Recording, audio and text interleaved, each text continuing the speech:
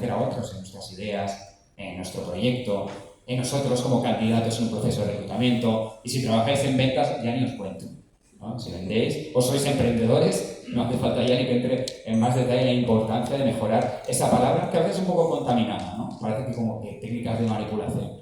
Pero es una de las habilidades más demandadas, la persuasión, más importantes en vuestra vida personal y profesional, porque estamos todo el tiempo convenciendo. Así que vamos a entrar en detalle en esta habilidad.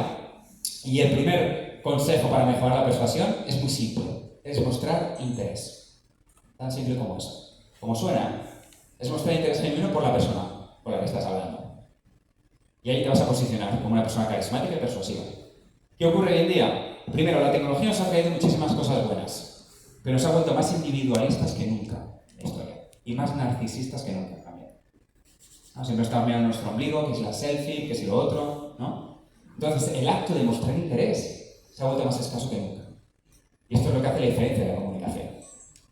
Yo cuando trabajaba en ventas, cuando entraba en las llamadas con clientes, me imaginaba la frente de mi cliente: hazme sentir importante, hazme sentir valorado. Ese es el tipo de experiencia que queremos crear con el resto de personas. Mostrar interés genuino por la persona, buscar cosas en común, estar totalmente presente. Y eso encaja con otro punto, la escucha activa.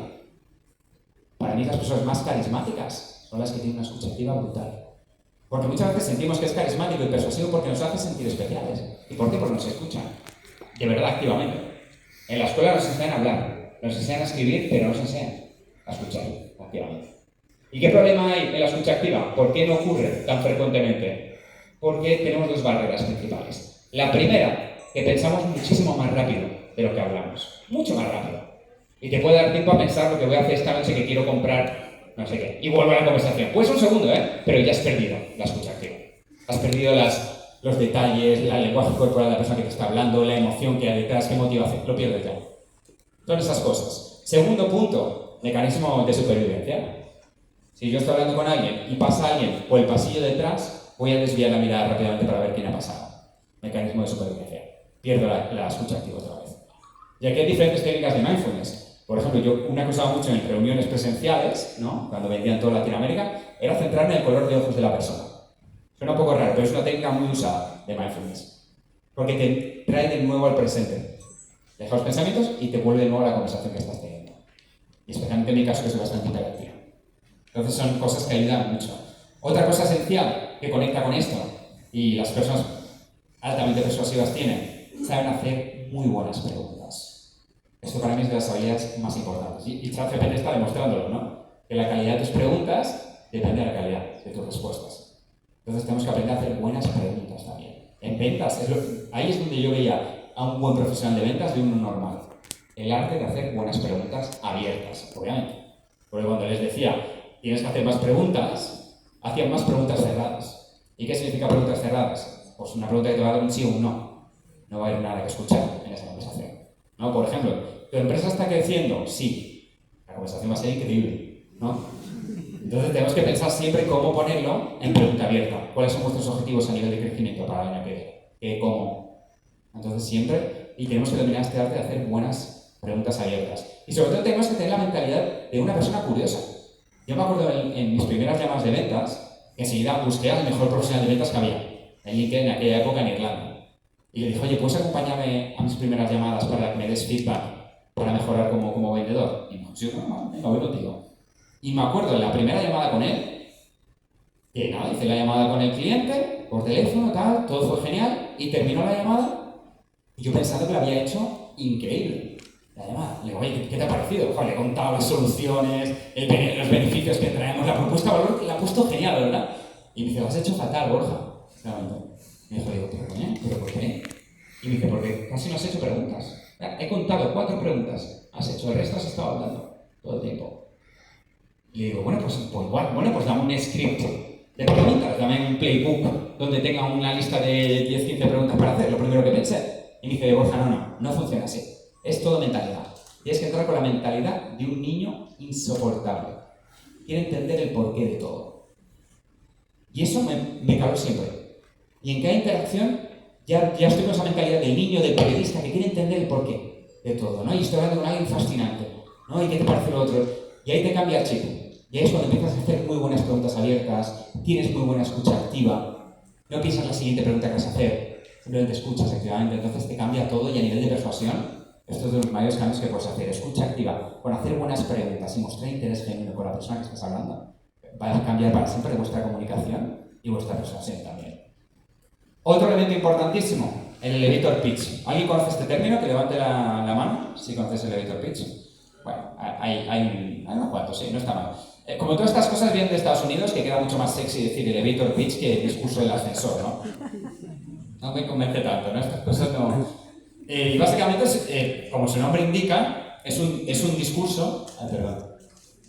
Es un discurso rápido sobre aquello que quieres convencer o sobre ti.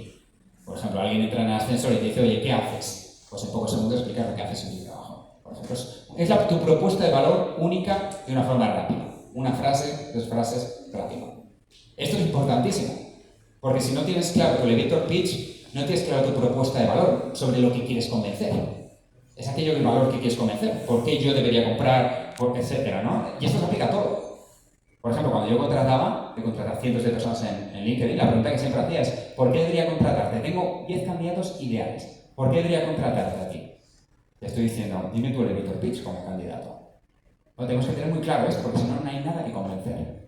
Si no tienes claro cuál es tu propuesta de valor, y se aplica a todo. En ventas, sobre todo. Y esto me pasaba mucho vendiendo en España.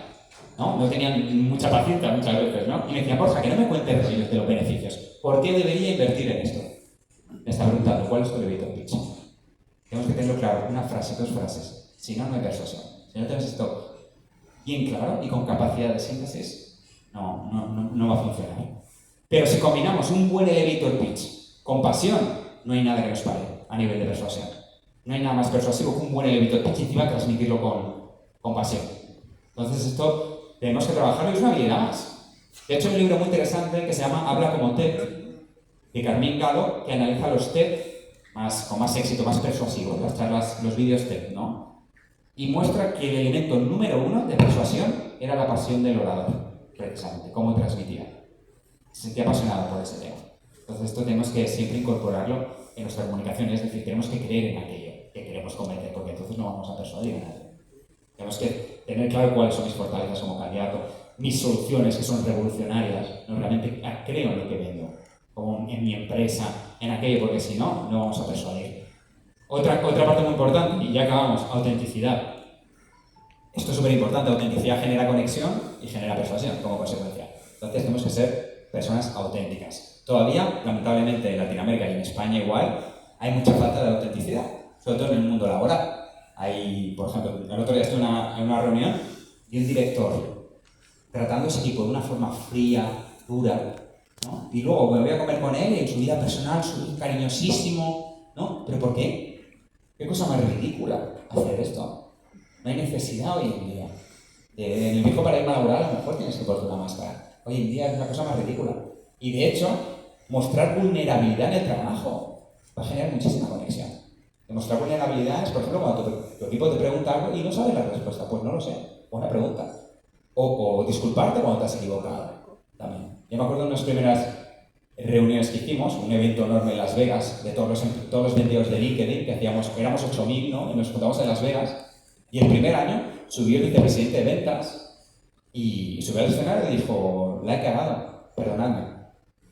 Imagínate cómo se quedó todo el mundo, ¿no? Pero eso generó una conexión con él increíble. Y el ser capaz de hacer esto, de mostrar vulnerabilidad, que para mí es el mayor acto de autenticidad, no hay nada que genere más conexión. De hecho, me encanta la frase de Oprah Winfrey, ¿no? Que dice que realmente el éxito, ¿no? El secreto es ser auténticos, no intentar ser algo que no somos.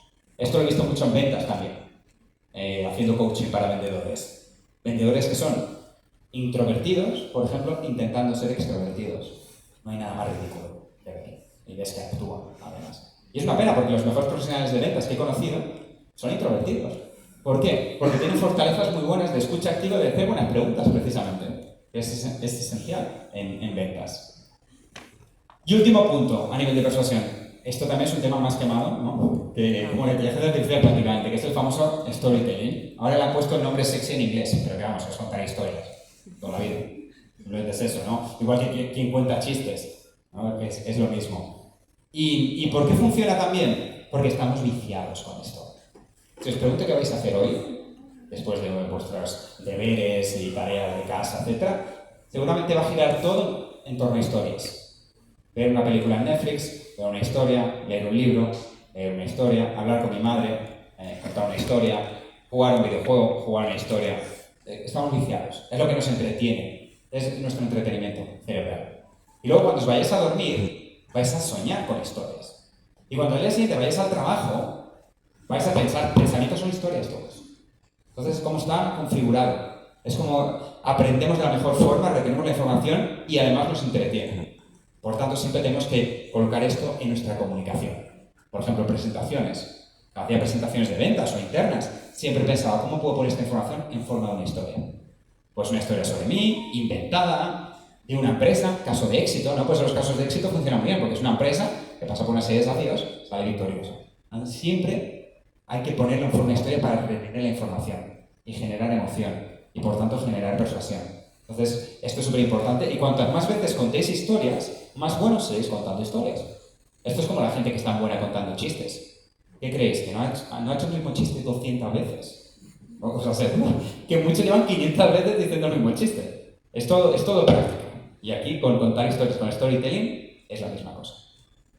Con esto termino ya este bloque con Peter Gaber, que es el mayor especialista en storytelling, que os recomiendo muchos vídeos en YouTube de él también, que dice una situación donde necesitas persuadir a un grupo de personas, contar una historia con propósito, será tu ingrediente secreto. Es por ello que si te vas a escuchar una charla TED, os garantizo que el 98% de las charlas, de los vídeos TED, empiezan con una historia. ¿Os habéis dado cuenta? Todas. Yo creo que no he visto una. Pues digo 98 por no decir 100%. Pero todas son una historia. Y esto es porque funciona a nivel de comunicación, es poderosísimo a nivel de comunicación y persuasión. Con esto pasamos al segundo power skill que quería tocar a base de aquí. Hemos visto un poquito de persuasión, ahora vamos a ver un poquito sobre el liderazgo. Que para mí es una power skill importantísima, y más hoy en día, en el mundo en el que tenemos que ya no hay fidelidad de nada en las empresas, y los trabajadores, ¿no? Y los colaboradores. Y es muy divertido, es muy entretenido porque yo voy mucho a hacer talleres para empresas también, ¿no? Y una cosa que me dicen mucho cuando hablo de directores de recursos humanos, me dicen, no, porque ahora estamos invirtiendo en un programa de beneficios en el que van a poder tener un dinero que llevan el perro a la guardería, ¿no? Una serie de historias para mejorar la retención. Pero no se dan cuenta que al final de cuentas tú te vas de tu jefe directo, no de los beneficios que tiene una empresa. Es decir, donde pierden las empresas en retención es porque tienen jefes pésimos, hay líderes pésimos, más de lo que puedes imaginar. Yo trabajo mucho con talleres de liderazgo también, y no os podéis imaginar las cosas que veo a nivel de liderazgo, ¿no? Y siempre digo que el liderazgo es la habilidad de inspirar a otros a alcanzar un objetivo compartido. ¿Sí? Esta es mi definición de liderazgo, bastante intuitiva, ¿no? Aquí vamos a analizar dos palabras en particular, dos partes. La primera, objetivo compartido. ¿Qué significa objetivo compartido? Es un objetivo que yo te he explicado el porqué de ese objetivo. Y cuando te explico el porqué, es compartido. Porque te he explicado el porqué. Si no te explico el porqué, es impuesto. Tenemos que hacer 3 millones en ventas. Eso no muy compartido, ese objetivo. ¿No? Es un matiz que lo cambia todo. Cuando el líder explica el porqué de los objetivos, se vuelve compartido. Esto es crucial. Y luego inspirar. Esta es la palabra un poco que la escuchamos todo el tiempo, ¿no? Que vemos cuando alguien nos inspira, pero es una palabra un poco difícil, ¿no? De definir también incluso, ¿no? Y para mí, inspirar tiene que ver con comunicar siempre. Por eso la comunicación es tan importante en líderes, porque vas a inspirar a través de tu comunicación. Punto. Especialmente cuando sepas comunicar el propósito de tu empresa, algo mayor de lo mundano, del día a día. Ahí es cuando vas a inspirar a las personas. Cuando cuentas cuál es el propósito. Te vuelves embajador del propósito de la empresa. Porque todas las empresas tienen un propósito. Existen para resolver un problema. Hay gente que dice, no, pero mi empresa tiene un propósito. ¿Cómo no tiene un propósito? Eso no es verdad. Todas tienen. Entonces, tiene un propósito noble. Todas, de hecho. Y cuando eres líder, tienes que volverte embajador de ese propósito. Hacerlo tuyo, ese propósito. Yo, por ejemplo, en LinkedIn, el propósito de LinkedIn es generar oportunidades económicas para la fuerza laboral. Pues yo en cada interacción lo decía. Cuando contrataba a alguien o cuando tenía una entrevista con un candidato. ¿Y qué hacemos en LinkedIn? Pues generamos oportunidades económicas para la fuerza laboral. Y ahora con el propósito de la empresa todo el tiempo. Y ahora parte de mi comunicación. Ahí es cuando inspiras, cuando es embajador del propósito, de algo mayor. ¿Por qué estamos trabajando aquí? Es lo que queremos al final de cuentas, ¿no? Entonces, para mí, eso es lo que genera inspiración. Y también otro punto muy importante, y ya termino con el tema de la inspiración porque daría para solo una conferencia sobre inspiración. Otro punto muy importante, que lanzo también aquí la pregunta, es ¿qué os inspira a vosotros? ¿Qué te inspira a ti? No vas a saber inspirar si no sabes lo que te inspira a ti, muchas veces. Esto también es importante pensarlo bien. Por ejemplo, a mí me inspira muchísimo esas personas con energía y pasión en lo que hacen. Pues es lo que yo intentaba incorporar como líder. Entonces, es importante esa reflexión sobre inspiración también. Y también tiene mucho que ver cómo comunicamos el feedback en particular. Esto del feedback es como la empatía. Todo el mundo se cree que es muy bueno en esto. No, porque he hecho un montón de talleres y porque es un montón. El otro día, por ejemplo, estuve en un taller de liderazgo y yo les doy un cuestionario para que se evalúen de 0 a 10. A nivel de empatía, os aseguro que nadie baja de 8. Todo el mundo es un líder súper empático. ¿No? El más humilde se pone un 8 por no ponerse líder, ¿no? Entonces es muy divertido porque todo digo, bueno, joder, aquí siempre digo la misma broma, ¿no? Estoy en un taller solo de líderes empáticos, aquí me encanta. Pero luego lo interesante es que luego haces un roleplay para ver esa empatía y es de todo menos empático. De hecho, en particular, el otro día, me acuerdo, hacíamos un roleplay, eran directores comerciales, ¿no? Y gerentes comerciales. Y yo me hacía pasar hacíamos un roleplay, un juego de roles, y yo me ponía como si fuera un comercial que llevaba varios trimestres haciéndolo muy mal a nivel de objetivos de ventas, ¿no? Mi trabajo potencialmente podría estar en riesgo. Nada, yo me senté ahí y él me lo tenía que dar ese feedback duro de, oye, ¿qué hacemos tal? Me senté ahí, él sentó y me dijo, bueno, Borja, pues si continuamos así, no sé qué va a pasar. Y yo me quedé acojonado, digo, bueno, no sé si ya buscar trabajo directamente o irme llorando, ¿no? Y eso era un comportamiento empático, según él, ¿no? Obviamente, en esa situación, lo empático hubiera sido decir, oye, Borja, estoy preocupado por ti, ¿cómo te puedo ayudar? La diferencia es gigantesca, pero a veces nos falta autopercepción para estas cosas. Y lo mismo con el feedback, cuando hacíamos roleplays de feedback, digo, bueno, vámonos, me voy directamente. O hacían la técnica de los años 90 del sándwich, no sé si lo habéis escuchado. Te digo algo positivo y luego te digo algo negativo y positivo. Y queda horrible. No, eso ya no lo usé jamás esto. No, estás haciendo un gran trabajo, pero el pero ya anula todo además. Ya es que te da igual, te ha dicho que eres el amo, y luego pero, ya está. Entonces, por favor, eso tampoco, porque lo vi también todavía, no sé de dónde lo habrán sacado, pero eso ya no funciona, muy de los 90, y eso, como digo, no funciona. Y otro error muy típico a la hora de dar feedback también, es que estamos todo el santo día en el feedback constructivo. Todo el tiempo. Siempre digo que estamos en la sociedad de las debilidades, ¿no? Por eso a veces nos olvidamos centrarnos en nuestras fortalezas, porque estamos todo el día en el tema de debilidades. En la escuela, ¿dónde nos echaban la bronca? En las notas que sacábamos mal, ¿no? Ese era el enfoque todo el tiempo. Muchas veces no nos incentivaban aquello que se nos daba bien, porque el enfoque está todo el tiempo en las debilidades. Borja, otra vez matemáticas y lengua, ¿no? Que siempre suspendías a dos. Entonces, claro, y luego en el ambiente laboral, más de lo mismo. Todo el día es feedback constructivo, de mejora, de debilidad. Esa mentalidad de debilidad todo el tiempo. Y el buen líder está la mayoría del tiempo, de hecho, aquí. No está aquí. Cuando alguien te motiva, es cuando te reconoce. No, todos tenemos necesidad de ser reconocidos, absolutamente todos. Y cuando un manager te reconoce y además te incentiva a mejorar lo que se te da ya bien, ahí es cuando dices, joder, ¿cómo me inspira esta persona? Ahí para mí es donde ocurre también la inspiración, pero iba constructivo todo el santo día. Otra vez, ¿no? Primera lección aquí, hay que ir más al feedback motivacional. Decir, oye, qué bien lo haces. Oye, ¿qué hacemos? Y si continuamos trabajando eso y te pongo a cargo de esto y lo vemos, ¿no? Eso es importantísimo. Y siempre pensar en 3 elementos: situación, comportamiento e impacto a la hora de dar feedback. Y esto se aplica a nuestra vida personal también, ¿eh? Yo siempre digo que en la vida personal todavía es más importante dar un buen feedback. También, ¿no? Esto se aplica absolutamente a situaciones de todo tipo y me ha salvado de más de un problema, además. Usar esta metodología también de situación, comportamiento e impacto, ¿no? Esto tenemos que tenerlo. Aquí un ejemplo que hice en un roleplay el otro día, en un taller, ¿no? Que simplemente llegaba tarde esa persona. Mucha gente hubiera dado el feedback de siempre llegas tarde. No, siempre ejemplos concretos. También, por ejemplo, otro error típico de dar feedback, ¿no? Entonces, este es un ejemplo típico: llegaste tarde, situación, ¿no? Y el impacto de ese comportamiento también, porque no sirve nada dar feedback si no lo explicamos. Y hay que evitar el lenguaje, como siempre, nunca. Siempre, nunca, siempre, definitivo, nunca uses eso. Es decir, ejemplos concretos, siempre. Pues el pasado martes y miércoles llegaste tarde. No siempre llegas tarde. Ahí ya empiezan mal con ese feedback. Errores típicos. Error típico, comparar con otras personas. Lo del día en el roleplay, pues estaba llorando ya de reír. Porque, joder, haz como Carlos. Mira Carlos cómo llega puntual, ¿no? Entonces, son cosas que tenemos que evitar a la hora de dar feedback. Pero, como digo, aquí es súper intuitivo, como puedes ver, situación, comportamiento, impacto. Muy simple.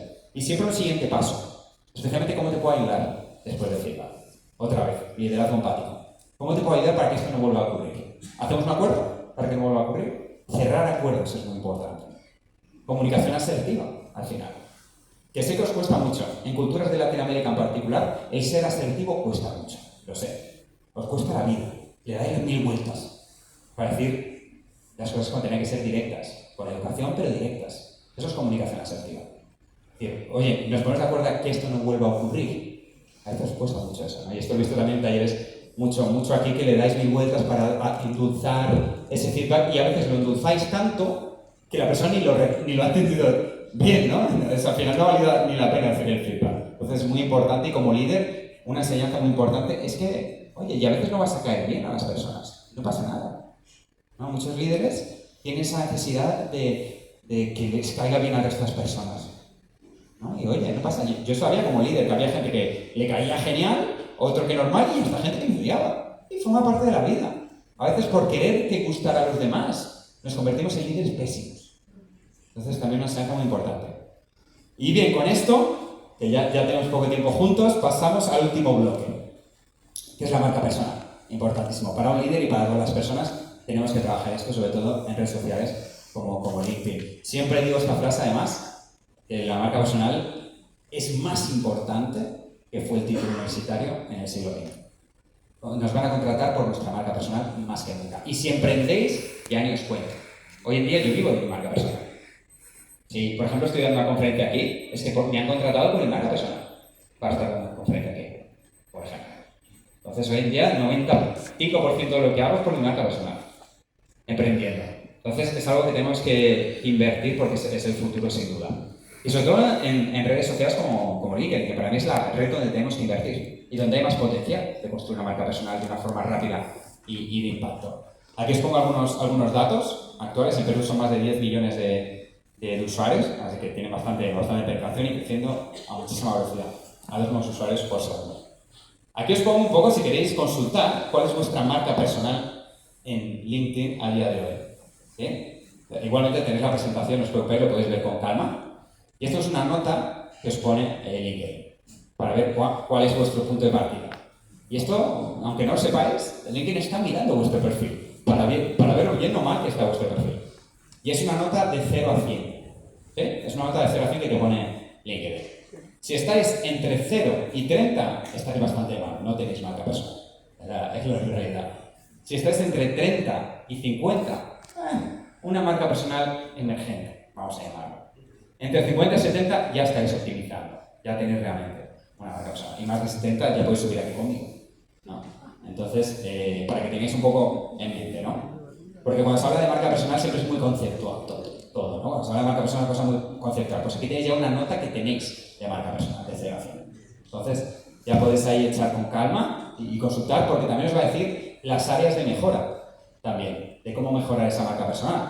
Entonces, esto va a ser muy interesante para saber cómo mejorar, porque si no se mide, no existe también. Pero como digo, no os preocupéis que tendréis para verlo tranquilamente. Y bueno, los últimos minutos que tenemos, algunos pasos rápidos para optimizar vuestro LinkedIn. El primero, una buena foto profesional. Tan fácil como eso. Es vuestra primera impresión. Por favor, no recortéis la foto de la boda del tío Manolo en LinkedIn, que también veo mucho eso. Entonces, una buena foto profesional es esencial. Una buena foto de fondo también. Hablando de fotos, veo muchos perfiles que no maximizan las fotos de fondo. Y aquí, ¿cómo lo podemos usar? Por ejemplo, para hablar de vuestra empresa. De la empresa en la que trabajáis, por ejemplo, como parte de vuestra marca personal. Un logo de la empresa. En este caso he puesto el libro que estoy lanzando ahora, que de hecho lanzo en pocas semanas en Perú, que es Power Skills. ¿No? Pero puede ser de lo que quieras resaltar, sobre todo el tema corporativo y empresarial. Es muy interesante porque es una foto de fondo gigante. Es un background gigante que tenemos que maximizar. El título igual. tenemos que maximizar el título, que es justo lo que va a aparecer debajo de la foto y el nombre, el título. Por ejemplo,